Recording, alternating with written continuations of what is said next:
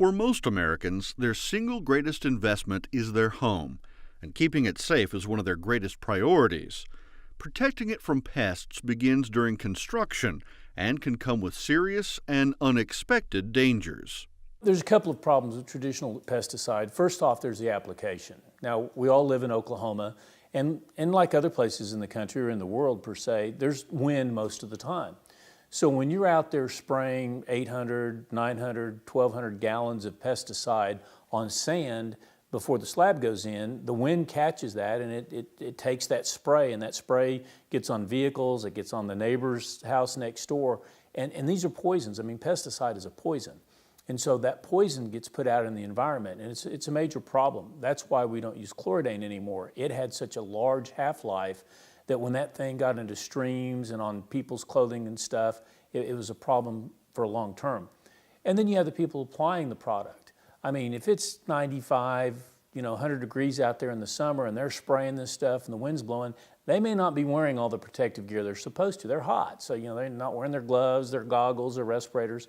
So you have the workers that are putting their lives at risk just applying this stuff. Now, that being said, once the concrete is poured and the house is built, you're thinking, okay, we've encapsulated this poison, it's no longer going to be a problem. But actually, that's when it really begins. The way homes are built today, because of energy efficiency and other things, we really build a home airtight. I mean, I'm sure you've heard that before. It's airtight, good windows, good doors, lots of insulation. But what you're doing is you're trapping the air in the house. So concrete, which is what your slab's made out of, has 900 gallons of poison underneath it. Well, over time, that poison turns into a vapor, and it's going to migrate through that porous concrete, through your carpet pad and through your carpet, and become trapped inside this very airtight home, this structure.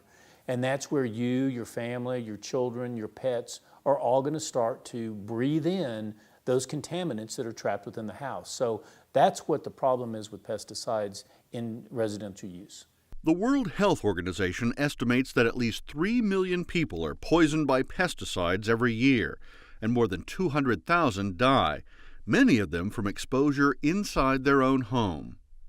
Yeah, I mean, it's even more than just sitting on those things. It's in the air you're breathing. I mean, yes, there's been studies that show that the fibers of the carpet will maintain it and it'll be trapped in there. So if you're on your brand new carpet wrestling with one of your children thinking, oh, I'm, living in this great safe house and everything else, more than likely you're actually getting pesticides on you and you don't even realize it. Read the label of pesticides and see what happens if you ingest it. Because when you read that label, you're going, well, I'm not going to ingest it. So, these warning labels aren't for me unless you live in a house.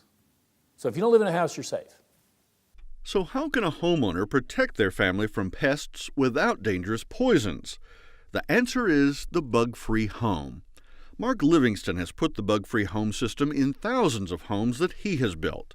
Have a comment or question? Ask us using the Ask Us button.